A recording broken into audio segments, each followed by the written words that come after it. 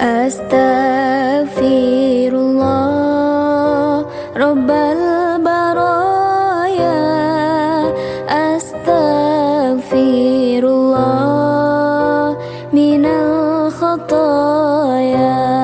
Ada beberapa hal yang perlu kita tingkatkan, karena Syawal artinya adalah peningkatan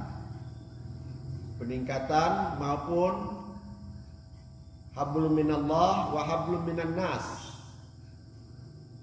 Hablum minan nas mungkin kali ini kita sebahagian agak renggang, terbatas dikarenakan terkadang kita juga masih situasi waspada tentang COVID-19. Jadi terkadang kita biasanya hari raya biasanya seperti 1441 Hijriah kita bersalaman, kita berpelukan, tapi kali ini hanya sekedar berjabatan tangan, tidak berpelukan. Bapak Ibu yang dirahmati Allah Subhanahu wa taala. Oleh karena itulah Syawal artinya peningkatan. Apa yang perlu kita tingkatkan? Walaupun kita tidak berjabatan tangan dengan hablum minan nasnya, tetapi hati kita dapat mengikhlaskan, memaafkan, karena orang yang memberi maaf itu jauh lebih baik daripada orang sempat minta maaf. Apabila orang juga minta maaf tidak dimaafkan, itu namanya keterlaluan, tidak lego. Jadi tidak pun orang minta maaf kita maafkan. Yang pernah dia menceritai kita, yang pernah memfitnah kita, yang pernah menyindir kita, yang pernah menyakiti hati kita, yang terasa memang tampak jelas, kita buka celah untuk memberikan maaf. Jadi, muslimin, muslimat yang baik itu dapat memaafkan kesalahan saudara-saudara. Itu dia. Kita tingkat.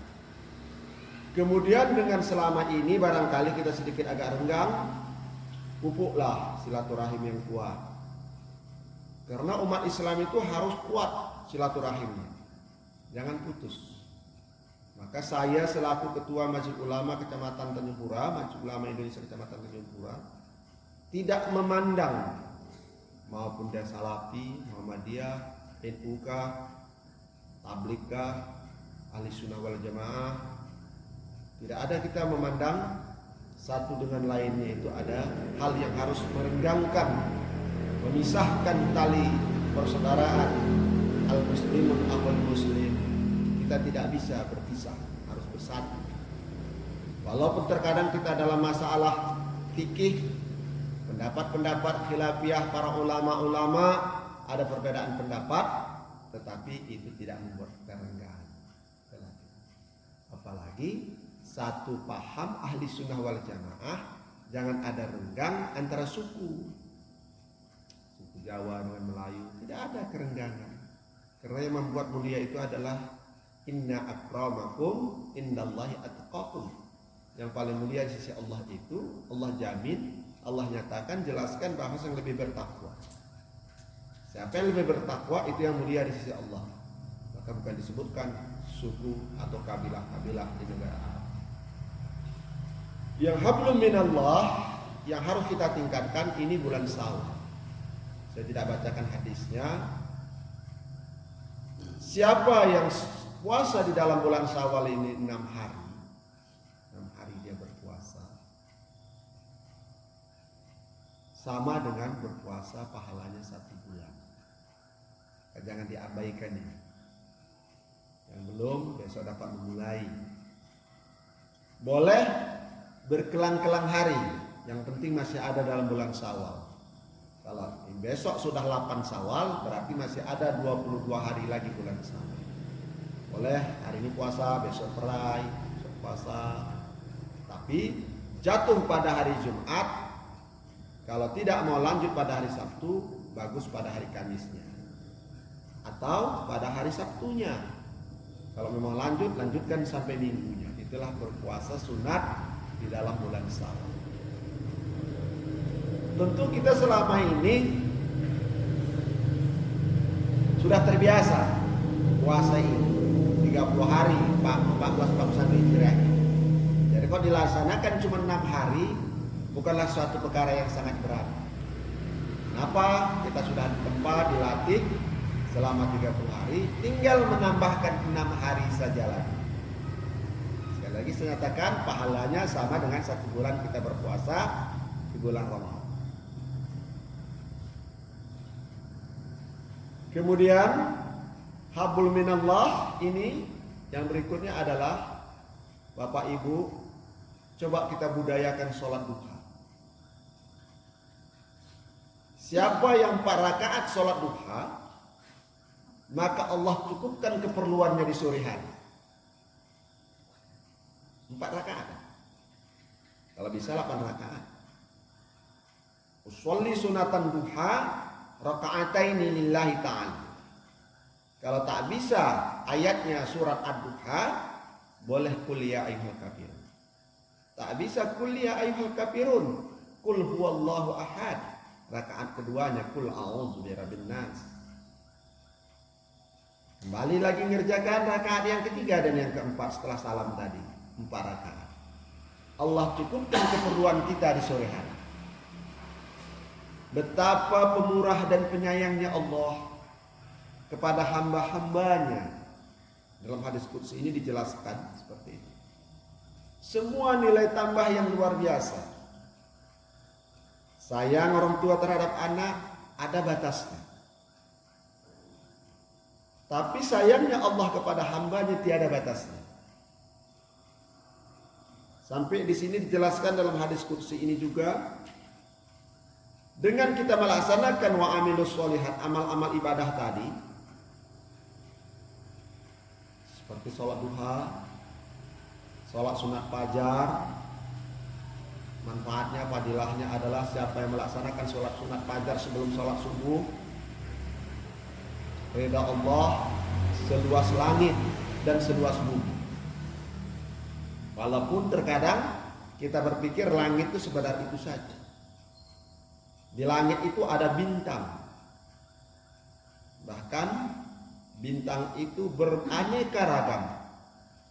Ada saya tengok dalam kisah ada astronot Cina sampai ke planet bintang. Dia dengar suara mengketuk-ketuk pada bintang yang paling jauh tadi. Setelah dia ceritakan kembali ke bumi, bahwasanya ditanggapi oleh seorang alim ulama Indonesia, si Cina ini tadi belum Islam, ditunjukkannya ayat Al-Quran was-sama'i wat-tariq. Itu maka saya agak suka baca surat ini. Was-sama'i wat-tariq, demi bintang yang berketuk-ketuk. Allah sudah jelaskan, diturunkan ayat ini kepada Jibril, Jibril kepada Nabi Muhammad, Nabi Muhammad sampaikan kepada hamba-hamba, kepada umatnya, sampai sekarang ada surat At-Tariq. Terbukti ketika astronot Cina itu sampai di planet bintang yang paling jauh, terdengar suara mengketuk-ketuk seperti orang mengketuk itu. Akhirnya astronot Cina itu masuk Islam. Kita terbalik. Akibat tidak mau mengaji, ada orang bilang, ngaji itu banyak kali kelok kiri, kelok kanan. Ya kalau ngaji kita rukun Islam, rukun iman, setiap malam seperti itu bukan namanya yarfa, bukan namanya menambah ilmu pengetahuan. Ada orang bilang seperti itu. Tapi belajarlah. Orang yang hatinya belum tertarik kepada ilmu, belum cinta kepada ilmu, sama seperti anak yang tak selera makan. Dikasih makan apapun pasti salah. Dikasih udang salah, kasih daging salah, semua salah. Padahal si orang tua ingin supaya anaknya punya gizi yang tinggi. Begitulah perumpamaan orang yang tidak cinta, tidak suka dengan ilmu. Semua ada saja salah bagi si penyampai, bagi si ustadz, bagi si ulama. Tapi kita berdoa, mudah-mudahan nanti Allah berikan petunjuk buat dia, sehingga kemauannya dalam menuntut ilmu itu tinggi, dan kemauannya mengamalkan ilmu itu cukup bersemangat, sehingga terciptalah dia mukmin dan mukminah. Jadi pada kesempatan ini kita mengaji setiap malam minggu ini untuk menambah ilmu kita. Kalau tidak ada pengajian mungkin bapak pun tidak tahu. Kalau dalam surah At-Tariq itu was-sama'i wat-tariq, demi bintang yang mengetuk-ngetuk. Tariq itu mengetuk. Jadi oleh karena itu dengan kita mengaji sedikit demi sedikit bertambah pengetahuan, bertambah kemauan dalam beribadah kepada Allah, bertambah pula kesehatan, bertambah wawasan, bertambah lapangnya pikiran, dikarenakan kita sudah mendapat pencerahan. Apalagi selama ini suara mik jarang terdengar, sunyi, senyap. Kenapa? Masih suasana COVID-19 seperti ini. Tapi kita tetap melaksanakan dengan posisi duduk yang seperti ini, berenggang-renggang, supaya kita tidak diperingatkan. Ya, kita tetap melaksanakan rutinitas setiap malam minggu pengajian, insyaallah.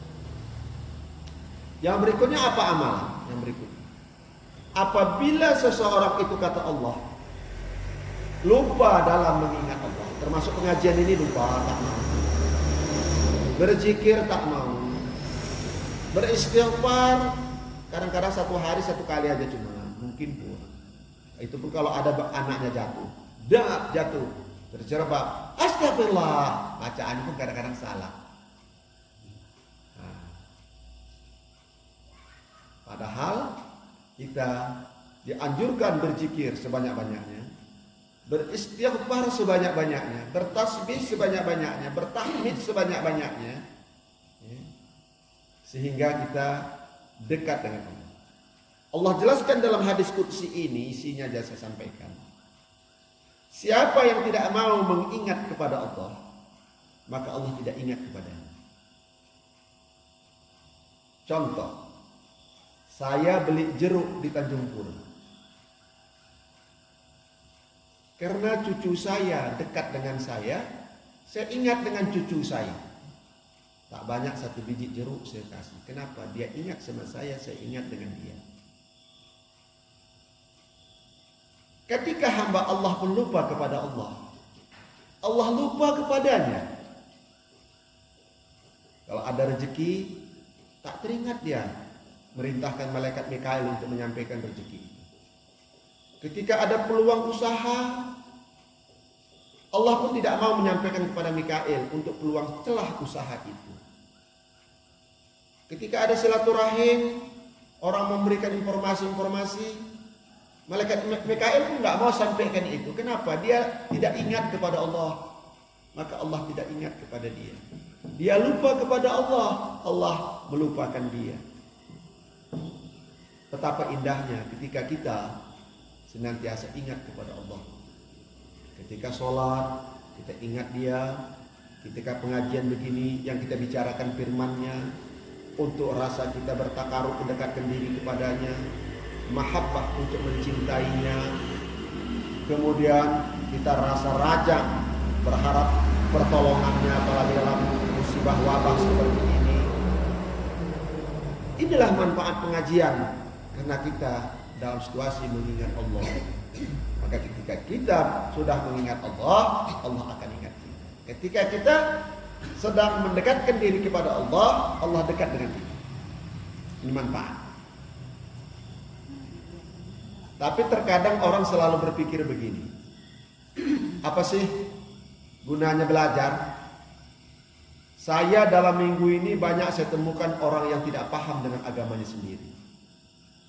Sudah haji, dia tanya kepada saya seperti ini, apakah orang tua yang masih hidup didoakan Rabbighfir li junubi wali walidayya? Saya jawab, iya. Selagi hidup dan setelah sudah mati. Bayangkan bapak ibu yang haji aja pun nggak tahu kok, apalagi yang nggak haji.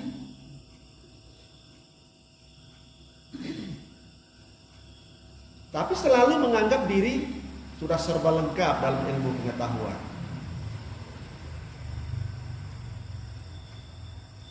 Banyak hal yang saya temukan memang umat Islam sangat dangkal ilmu pengetahuannya. Sangat minim sekali ilmu. Tetapi saya hanya selagi diberikan Allah kepada kita Bapak mendengar, saya mengajar. Bapak wajib belajar, saya wajib mengajar. Apalagi hasil penelitian saya, 38 perwiritan Kecamatan Tanjung Pura masih banyak yang umat Islami diajar. Bukan sini aja Pak, banyak. Maupun persoalan tauhid akidah, itu yang lebih rumit lagi. Maupun persoalan hablum minallah amal ibadah. Jadi kalau saya tegaskan, saya nyatakan bahwasanya belajar ini pantaslah utlubul ilma minal mahdi ilal lahdi.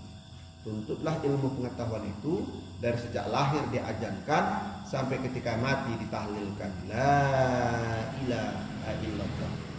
Kenapa? Menurut hasil survei di rumah sakit seorang dokter yang beragama Islam yang taat, di antara 100 yang mati hanya sekitar 7 orang saja yang bisa mengucapkan lafaz terakhir ketika dicabut malaikat Israel nyawanya, mengatakan la ilaha illallah. Berarti di antara 193 tidak pernah. Mengapa tidak bisa dia mengucapkan itu? Karena terbiasa hanya nonton TV, menceritain orang, memfitnah orang, menggosip, cerita cari duit, cerita usaha. Lidah tidak terbiasa mengucapkan la ilaha illallah. Begitu juga dengan istighfar. Ada sekitar 70 manfaat orang yang suka istighfar kepada Allah selain dosanya diampuni. Yang kedua, bergoyang aras ketika ada yang mengucapkan astaghfirullah wa atubu ilaih 100 kali, apalagi sampai 300-400 kali. Astaghfirullah wa atubu ilaih, astaghfirullah wa atubu ilaih. Orang yang suka beristighfar, Allah jelaskan di antara manfaat berikutnya, malu aku tak mengasih rezeki. Padahal itu kalau kita pikirkan, istighfar itu kan minta ampun kepada Allah. Tapi hubungannya dengan rezeki. Malu aku, kata Allah, tidak memberikan rezekinya karena dia sudah minta ampun kepadaku dari dosa-dosa.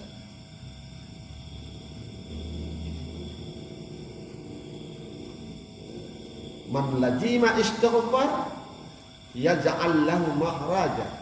Siapa yang melazimkan istighfar, Allah beri jalan keluar baginya. Adanya jalan keluar baginya. Padahal kita cuma ucapan yang paling pendek.